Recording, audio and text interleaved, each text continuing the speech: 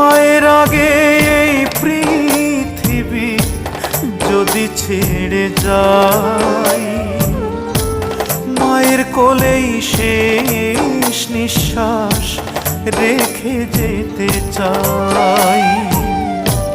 মা যেন পায় আমার ছোঁয়া দুটি হাত বাড়ালে,